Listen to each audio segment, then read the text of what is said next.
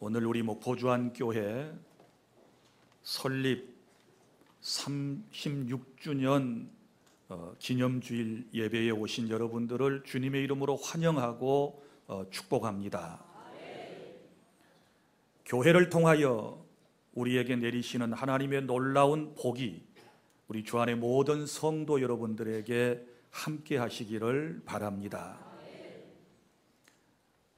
저는 먼저 오늘 여러분들에게 교회의 역사에 대하여 간략하게 말씀을 드리고, 그 다음에 설립 36주년을 맞은 우리 교회가 어떠한 사명을 어떤 모습으로 감당해야 할 것인가에 대하여 여러분들에게 말씀을 드리도록 하겠습니다. 교회의 기원은 구약에서부터 시작됩니다. 하나님께서 영원전에 그의 선하신 뜻대로 그의 백성을 불러 그 앞에 행하게 하시려고 작정하신 일이 곧 교회의 시작이 됩니다. 그리고 인류 최초의 교회는 아담과 하와의 가족 교회로부터 시작이 되었습니다. 우리 하나님께서는 우리와 영원한 행복한 교제를 위해 저와 여러분을 하나님의 형상대로 특별히 창조하셨습니다. 그런데 안타깝게도 우리의 시조인 아담과 하와는 하나님께서 금하시는 선악을 알게 하는 나무의 실과를 따먹음으로 불순종의 죄를 짓게 되었고, 그 결과 인생들에게는 고난과 고통이 형벌로 주어졌고, 그리고 사망이 우리에게 왕노릇해서 인간이 범죄하고 난 이후에 모든 사람이 다 죽게 된 것입니다.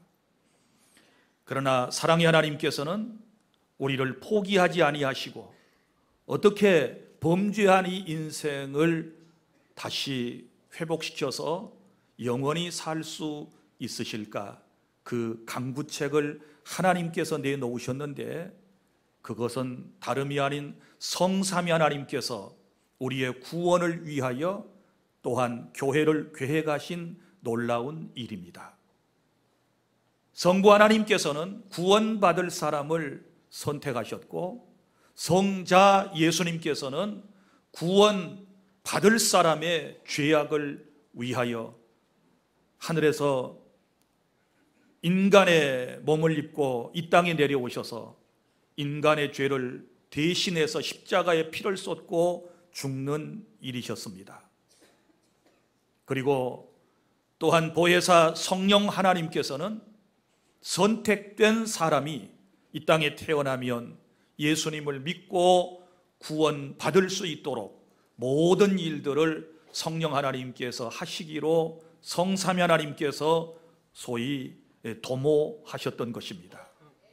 그래서 우리의 구원은 성삼위 하나님의 도모에 의해서 이루어지게 된 것이고, 또 그렇게 해서 예수님을 믿음으로 구원받은 사람들이 공동체가 되어 하나님을 알고 배우고 섬기며 하나님의 나라를 세워나가도록 하시기 위하여 이 땅에 교회라고 하는 신령한 공동체를 주님께서 세우시게 된 것입니다.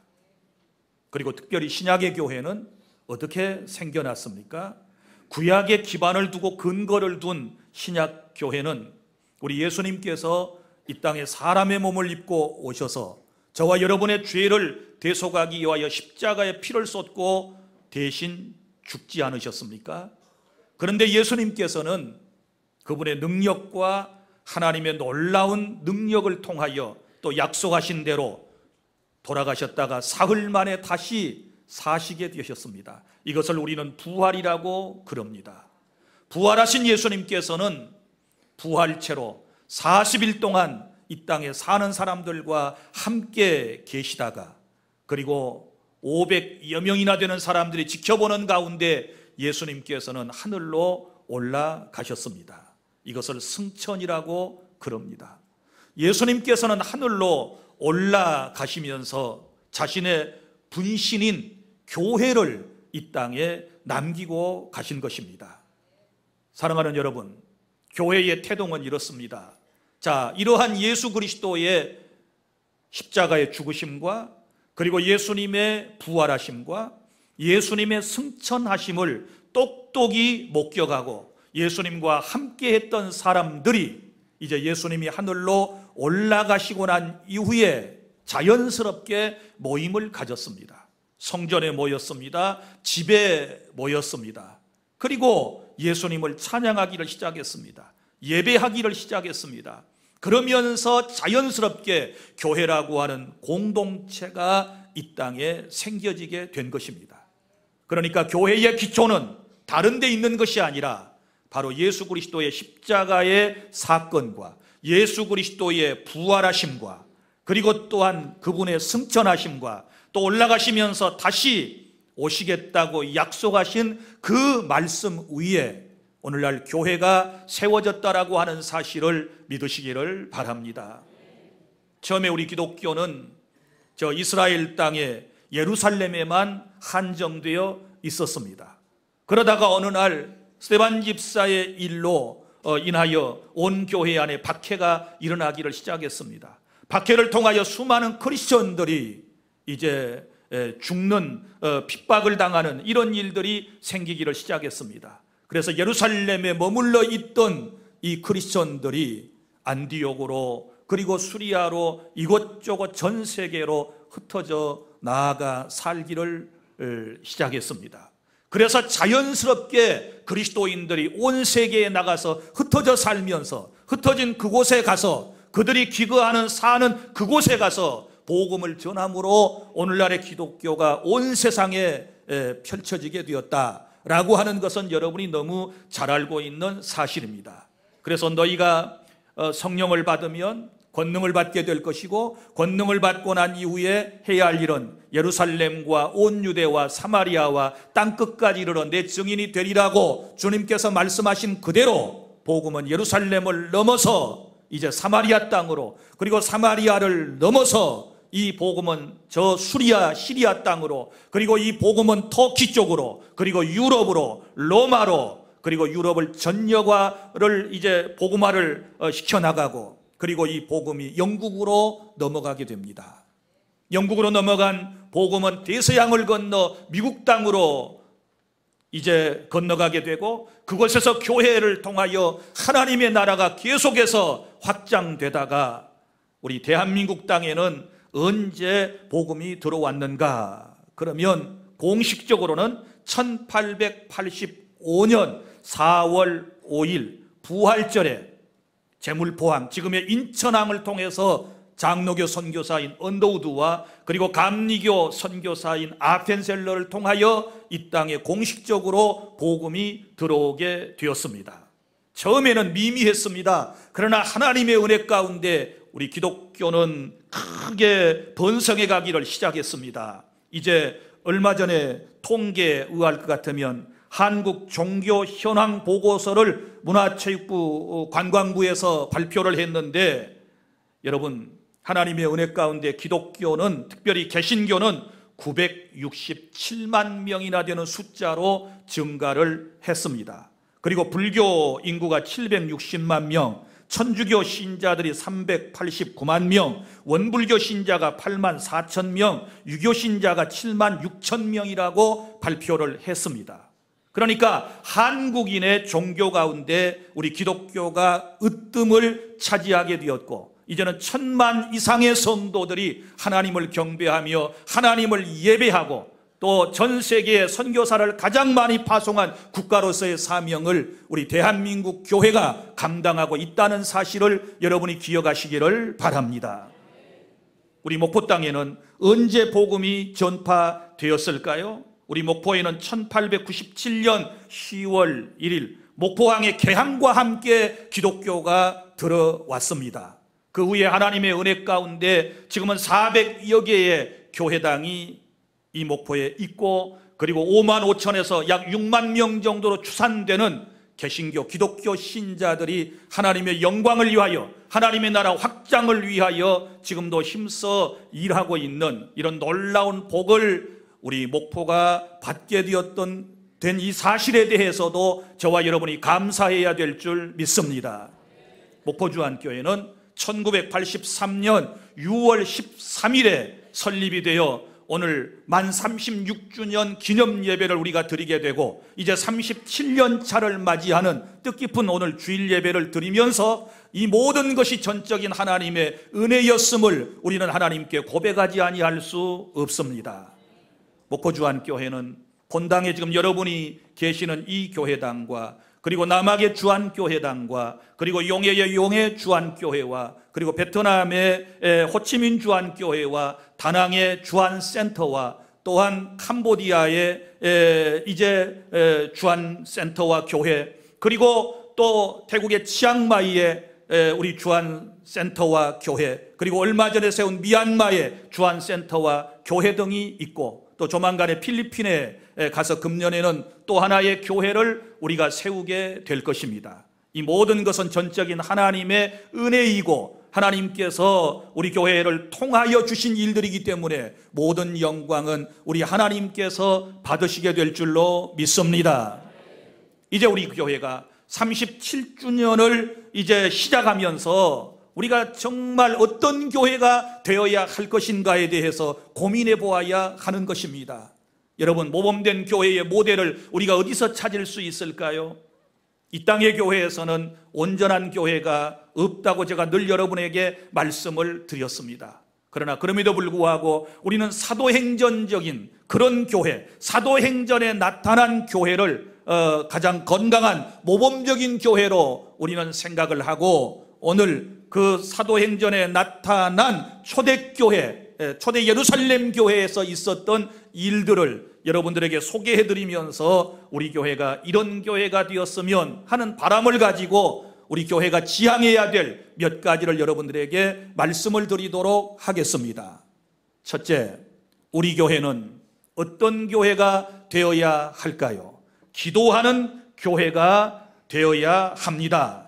자, 오늘 말씀해 보면 제9시기도 시간에 베드로와 요한이 성전에 올라갈세 이렇게 말씀을 하고 있습니다. 무슨 얘기인가 하면 베드로와 요한을 위시한 제자들이 기도하는 시간을 가졌다라고 하는 것입니다. 언제 기도했습니까? 제9시기도 시간에 기도하러 성전에 올라가다가 이 놀라운 나면서부터 못 걷게 된 분이 예수님의 이름으로 일어나서 걷기도 하고 뛰기도 하고 하나님께 영광 돌리는 놀라운 역사가 일어났다라고 하는 것을 우리는 너무 잘 알고 있습니다.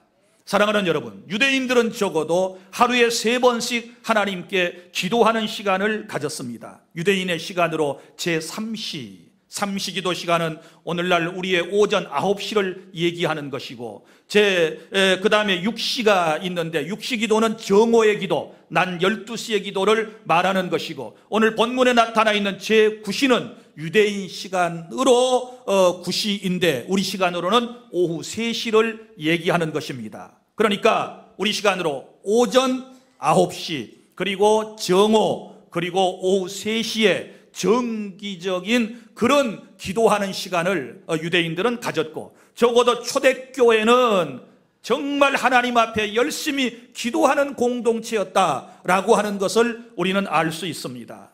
사랑하는 성도 여러분, 오늘날 한국교회가 세계교회가 지금 힘을 잃어가고 있고 교회 본연의 사명을 잘 감당하지 못해서 사회로부터 지탄을 받고 있고 맥 빠진 그리스도인들이 지금 세상에 너무너무 많이 있는데 이런 모든 것들을 극복하기 위해서 교회가 살 수 있는 가장 중요한 것은 기도인 줄로 믿으시기를 바랍니다. 여러분이 살 수 있는 것은 기도인 줄로 믿으시기를 바랍니다. 하나님 앞에 엎드려 더 많이 기도해야 될 줄 믿습니다. 기도해야 능력이 나타납니다. 기도해야 하나님의 은혜가 더 부어집니다. 기도해야 하나님께서 그 교회를 통하여 더 큰 역사를 이루어 주신다라고 하는 사실을 여러분 믿으시기를 바랍니다. 그런데 우리 기도하는 시간이 어떻습니까? 너무 짧지 않습니까? 예전에 비해서 기도 시간을 너무 우리가 짧다고 생각하지 않습니까? 좀 더 하나님 앞에 엎드려서 기도하고 주의 은혜와 긍휼하심을 구한다면 교회는 더 건강해질 것이고 이 나라와 이 민족의 공동체는 더 활기차게 발전되어 나아가게 될 줄로 믿으시기를 바랍니다. 기도하는 곳에 하나님의 능력이 나타납니다. 오늘 또 기도하러 가다가 나면서부터 못 걷게 된 사람을 만나게 되고 이 사람이 치유되는 놀라운 은혜가 있지 않습니까? 사랑하는 주 안의 성도 여러분, 오늘 이 시간 우리는 결심해야 합니다. 우리 교회가 해야 할 일 가운데 그 첫 번째 일이 기도의 영성을 회복해야 될 줄로 믿습니다. 기도해야 모든 것이 감사해요. 기도해야 행복감을 느껴요. 기도해야 능력을 받으니까 세상을 살아갈 때 우리는 담대해질 수 있는 것입니다. 기도하면 우리의 마음속에 평강이 넘치게 될 것 아니겠습니까? 그래서 기도를 통하여 우리가 하나님과의 신령한 교제를 나누고 영적인 세임을 공급받아 나아가는 우리 주 안의 모든 공동체가 되시기를 바랍니다. 쉬고 계신 분들, 기도를 쉬고 계신 분들, 중단하신 분들 다시 시작하시기를 바랍니다. 그 다음에 둘째로 우리 교회가 어떤 교회가 되어야 되는가 하면 2절부터 3절 이웃을 사랑으로 주님께 인도하는 교회가 되기를 바랍니다. 이웃을 사랑으로 주님께 인도하는 교회의 모습을 우리가 여기서 볼 수 있는데 2절 나면서 못 걷게 된 일을 사람들이 메고 오니 이는 성전에 들어가는 사람들에게 구걸하기 위하여 날마다 미문이라는 성전 문에 두는 자라. 그가 베드로와 요한이 성전에 들어가려 함을 보고 구걸하거늘, 이렇게 말씀을 하고 있습니다. 자, 여기 보면 나면서 못 걷게 된 사람을 사람들이 메고 왔다.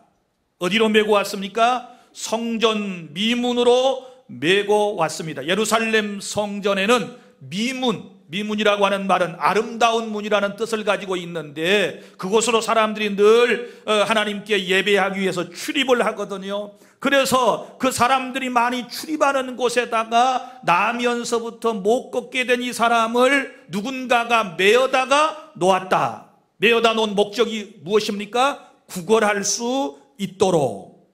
그런 말씀이 아니겠습니까? 만약에 이분이 누군가의 도움을 받아 매일같이 그곳에 올 수 없었다면 이런 놀라운 기적을 체험하여 한 번도 걷지 못한 사람이 걷기도 하고 뛰기도 하며 하나님을 찬양하는, 하나님을 만나는, 하나님의 역사를 체험하는 이런 경험을 하지 못했을 것입니다. 누군가가 돕는 사람이 있었다는 사실을 기억해 주시기를 바랍니다. 우리 주변에도 보면 이런 안타까운 이웃들이 얼마나 많이 있습니까? 정말 인생이 고통 가운데서 하루하루가 지나가야 하는 이런 분들이 너무너무 많이 있지 않겠습니까? 이런 분들을 우리가 잘 챙겨서 주님께로 인도해오는 이런 사명을 감당하는데 이것을 우리는 교회 용어로 뭐라고 그래요? 전도한다고 그럽니다. 복음을 전하는 것이라고 그러는 것입니다. 자, 보십시오. 그러면 이 사람의 나이가 어느 정도 되었을까요? 사도행전 4장 22절에는 이분의 나이가 40여 세쯤 되었다, 이렇게 말씀을 하고 있습니다. 그러니까 40여 년 동안 한 번도 못 걸었어요. 얼마나 안타까운 사람입니까? 그러니 일할 능력도 없습니다. 그 사람은 가난했습니다. 자활 능력도 없습니다. 사람들에게 무시당하고 멸시당하며 살았을 것입니다. 그런데 누군가가, 어떤 사람들이 이 사람을 메어다가 늘 있어야 할 자리에 성전 미문에다가 두었다라고 하는 사실입니다. 사랑하는 주 안의 성도 여러분, 우리는 이 말씀 속에서 몇 가지 중요한 명제를 찾아야 합니다. 자, 누구를 인도할 것인가? 우리가 주님께 누구를 인도할 것인가 라고 했을 때 맨 먼저 우선순위가 되는 것은 힘들고 어려운 사람들, 병든 사람들, 실패한 사람들, 소망 없는 사람들, 눈물 가운데 세상을 살아가는 사람들, 이런 사람들을 우리가 주님께로 인도해야 될 줄 믿으시기를 바랍니다. 우리 교회가 왜 존재합니까? 이런 분들이 주님 앞에 와서 구원받고 그의 삶이 회복될 수 있도록 하기 위해서 우리 교회를 주님께서 세우셨지 않았겠습니까? 그래서 우리는 이런 분들을 주님께로 인도해야 하는 것입니다. 뿐만 아니라 영육간의 질병으로 고통을 당하는 분들, 육신의 병뿐만 아니라 요즘은 이 내적으로 병든 사람이 너무 많이 있지 않습니까? 우울증에 시달리고 조현병으로 시달리고 여러 가지 정말 정신적인 스트레스를 받아가지고 생겨진 질환으로 말미암아 고통받는 수많은 사람들이 있지 않습니까? 잘 먹고 잘 살아도, 좋은 환경에 살아도 마음이 평안하지 못하고 기쁨을 상실해버리고 어두운 그림자가 들여진 채 하루하루를 살아가는 안타까운 이웃들이 우리 주변에 얼마나 많이 있는지 모릅니다. 이분들을 우리가 사랑으로 주님께 인도해야 될 줄 믿으시기를 바랍니다. 교회가 나만 잘 믿고 나만 잘 섬기다가 나만 복받아 세상에 살다가 주님 이제 떠나서 천국으로 간다, 이렇게 생각하면 안 되는 것입니다. 우리는 교회 공동체의 사명이 어디에 있는가를 아셔야 합니다. 성령이 너희에게 임하시면 너희가 권능을 받고 예루살렘과 온 유대와 사마리아와 땅끝까지 이르러 내 증인이 되리라. 주님이 말씀하신 것처럼 능력 있는 교회는 나아가서 사람들을 안타까운 심정을 가지고 주님께로 인도해야 한다는 것을 여러분이 기억하시기를 바랍니다. 어디로 인도해야 합니까? 세상에 쓸데없는 곳으로 사람을 인도해 가는 사람들도 있습니다. 그러면 둘 다 망하게 됩니다. 우리는 우리의 소망이신, 우리의 구원이신 예수 그리스도에게로 사람을 인도해야 될 줄 믿습니다. 주님께로 인도해야 돼요. 주님의 몸인 교회로 사람들을 인도해야 그가 소망이 있고 구원받게 될 것입니다. 그럼 어떻게 인도해야 하겠습니까? 인도할 때 여기 말씀해 보면 매일 이렇게 말씀을 하고 있습니다. 날마다 미문이라는 성전에 두는 자라. 날마다였습니다. 꾸준히였습니다. 무려 10살부터 여러분 구걸을 하는 행위를 했었다면 40살이니까 30년 이상을 누군가가 꾸준히 그렇게 이분을 메어다가 거기에 둔 사람이 있었기 때문에 이분의 인생이 달라진 것 아니겠습니까? 여러분, 전도에는 한 분을 인도하는 데는 이런 정성이 필요한 것입니다. 꾸준함이 필요한 줄로 믿으시기를 바랍니다. 변함없는 관심과 사랑과 헌신이 있을 때 누군가를 도와줄 수 있고 누군가를 살려낼 수 있고 누군가에게 정말 우리가 그리스도의 모습을 드러낼 수 있다는 사실을 여러분이 기억해 주시기를 바랍니다. 우리 교회는 어떤 교회가 되어야 합니까? 이웃을 사랑으로 주님께 인도하는 교회가 꼭 될 수 있도록 여러분이 동참해 주시기를 바랍니다. 셋째로, 이런 교회가 되게 하소서. 우리가 기도하고 추구해야 할 제목은 4절부터 5절에 나옵니다. 서로 함께하는 교회가 되어야 하는 것입니다. 베드로가 요한과 더불어 주목하여 이르되 우리를 보라 하니 그가 그들에게서 무엇을 얻을까 하여 바라보거늘, 이렇게 말씀이 기록되어 있는 것을 볼 수 있습니다. 자, 베드로가 요한과 더불어 주목하여 이르되 누구를 보라? 우리를 보라. 우리라고 하는 복수를 사용했습니다. 베드로가 단독적 사역을 할 수도 있습니다. 그러나 그럼에도 불구하고 우리를 보라, 이렇게 얘기를 하는 것은 함께하는 교회 공동체의 모습을 우리에게 보여주고 있습니다. 여러분, 교회라고 하는 공동체는 영적인 공동체이고 유기체적인 교회 공동체이기 때문에 세상의 조직과는 여러분 다르다는 것을 아셔야 합니다. 여기에는 남녀노소가 있습니다. 여기에는 성공한 사람도 있고 실패한 사람도 있고 많이 배운 사람도 있고 조금 덜 배운 사람도 있고 잘 사는 사람도 있고 못 사는 사람도 있고 건강한 사람도 있고 건강하지 못한 분들도 있고 사회에서 덕망이 있는 분들도 있고 지탄을 받는 사람도 여기에 있을 수 있습니다. 저 농어촌 출신도 있을 수 있고 여기 도예지 출신도 있을 수 있습니다. 우리 각각 살아가는 환경이 다를 수 있습니다. 그런데 이렇게 많은 몇천 명이나 되는 주 안의 공동체가 어떻게 하나의 공동체가 될 수 있습니까? 그 단 한 가지 방법은 성령 하나님 안에서 가능하다라고 하는 사실을 믿으시기를 바랍니다. 성령이 역사하면 우리는 하나가 될 수 있습니다. 예수님의 이 땅에서의 간절한 기도를 여러분 기억하십니까? 요한복음 17장에 아버지여 저들로 하나가 되게 하여 주시옵소서. 예수님의 간절한 소망은 교회 공동체가 하나가 되는 것입니다. 그리고 성령 충만받는 교회는 모두가 더불어 함께 하나님께서 우리에게 허락하신 공동 사역 목표를 향하여 나아간다라고 하는 사실을 기억하시기를 바랍니다. 요즘 여러분 한국 교회의 문제점 가운데 하나는 뭡니까? 개인화가 되어 간다는 것입니다. 사람들이 자꾸 개인화가 돼 가요. 나만 잘 믿으면, 나 혼자만 신앙생활하면 이거로 이제 족하다고 생각을 하고 교회 공동체 안에 들어오지를 않아요. 교회 조직체 안에 들어오지를 않아요. 그러다가 외톨이 신앙인이 돼요. 힘들고 어려운 일 당하면 여러분 견뎌내지 못하고 결국은 주님 곁을 떠나가게 돼요. 기쁠 때나 슬플 때나 함께 해주는 사람이 있다라고 하는 것은 너무너무 인생이 행복한 것인데 그런 경험을 혼자 하는 사람은 할 수가 없는 것입니다. 사랑하는 주 안의 성도 여러분, 우리 서로 함께하는 공동체를 꼭 만들어 가실 수 있기를 바랍니다. 우리가 다 주 안에서 하나 될 수 있습니다. 세상의 것 가지고는 하나 된다는 건 참 힘들어요. 그러나 예수 그리스도 안에서는 우리가 하나 될 수 있습니다. 왜냐하면 한 하나님을 믿고 주도 한 분이시요 성령님도 한 분이시요 세례도 한 세례를 받았고 교회도 주안이라고 하는 교회 안에 우리가 속해 있기 때문에 모두 다 하나 되기 위해서 여러분이 기도해 주시고 힘써 주시고 노력해 주셔서 더 주님이 기뻐하는 교회 공동체를 꼭 만들어 나갈 수 있기를 축복합니다. 넷째, 마지막으로 이제 우리 교회는 어떤 교회가 되어야 할까요? 6절부터 7절, 예수님의 이름으로 사람을 변화시키는 교회가 되어야 하는 것입니다. 6절과 7절, 베드로가 이르되 은과 금은 내게 없거니와 내게 있는 것을 내게 주노니 나사렛 예수 그리스도의 이름으로 일어나 걸으라 하고 오른손을 잡아 일으키니 발과 발목이 곧 힘을 얻고 뛰어 서서 걸으며 그들과 함께 성전으로 들어가면서 걷기도 하고 뛰기도 하며 하나님을 찬송하니. 할렐루야. 자, 여기 보면 이제 성전 미문에 있던 이 나면서부터 못 걷게 된 분이 자, 기도하러 성전 안으로 들어가는 누구를 보게 됩니까? 베드로와 요한을 보게 됩니다. 그래서 3절에 보면 베드로와 요한이 성전에 들어가려 함을 보고 구걸하였다 그랬습니다.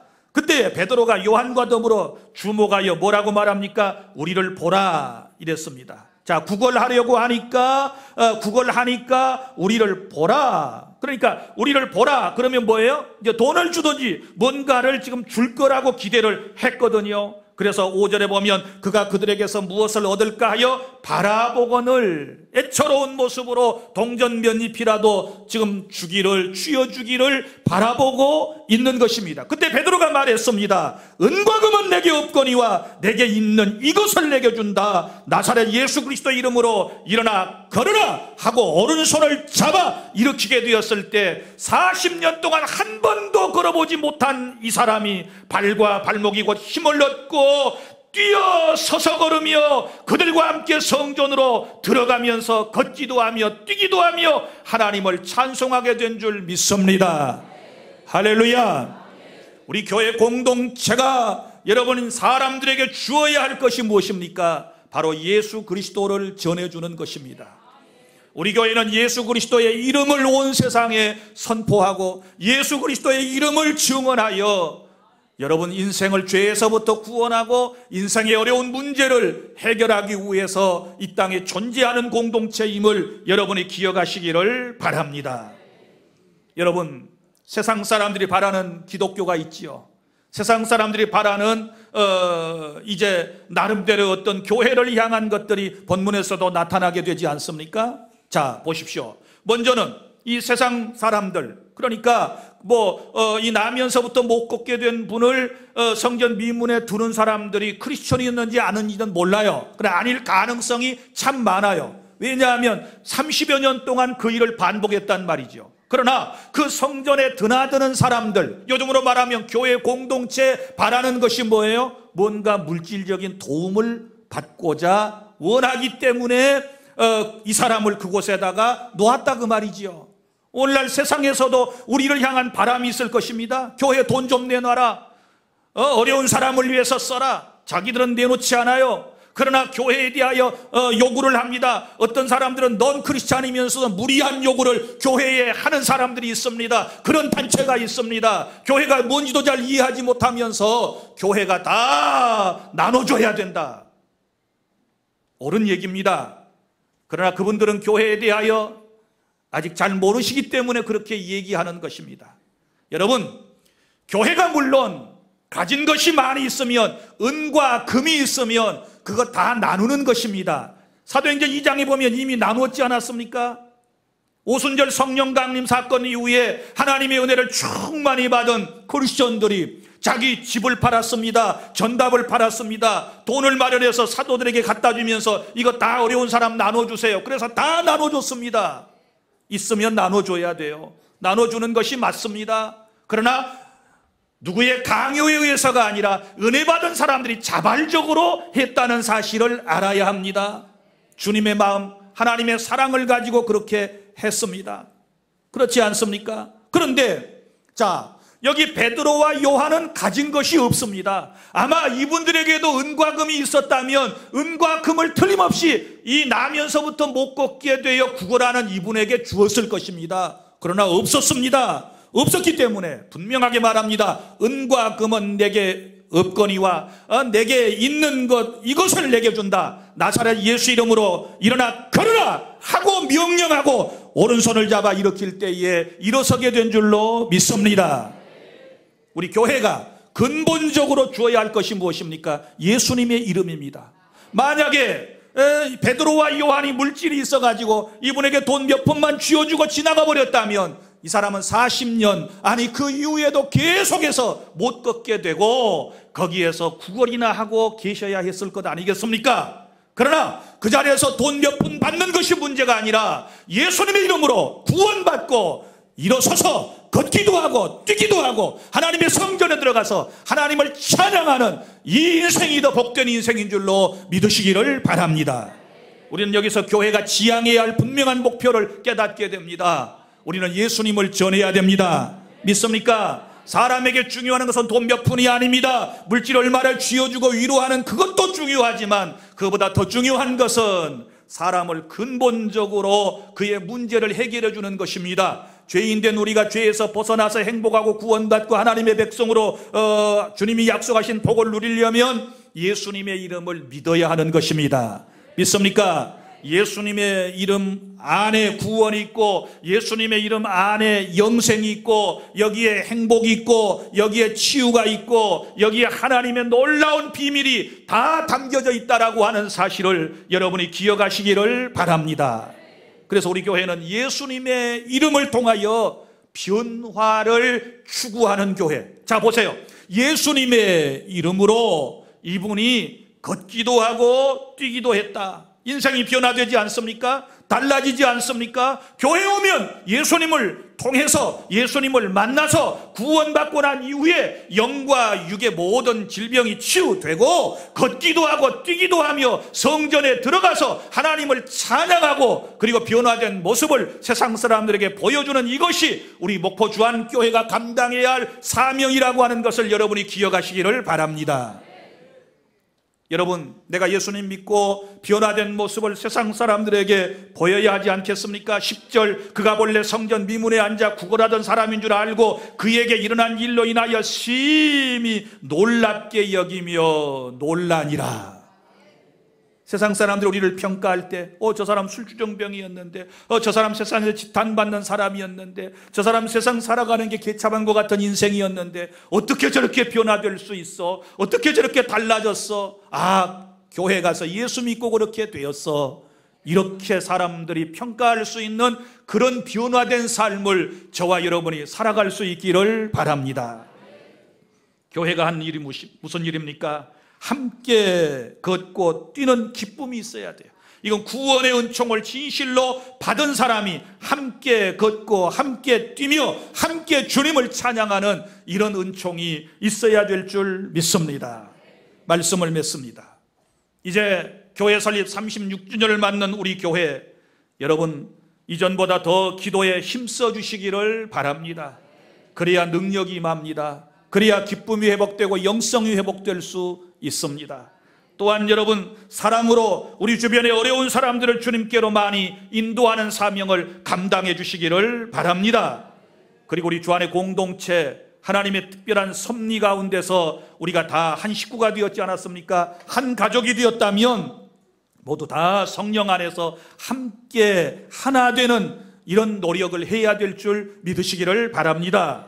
그리고 예수님의 이름을 부지런히 선포하고 예수님의 이름을 통하여 나도 변하고 상대방도 변하고 모든 사람이 변해서 함께 주님을 기뻐하며 예배하며 섬기며 세상 사람들이 예수님의 이름이 필요할 때 예수님의 이름을 주고 물질이 필요할 때 물질도 공급해 주면서 나눠주면서 귀한 사명을 더욱 잘 감당해 나가는 우리 교회가 될 수 있기를 축복합니다. 기도하겠습니다.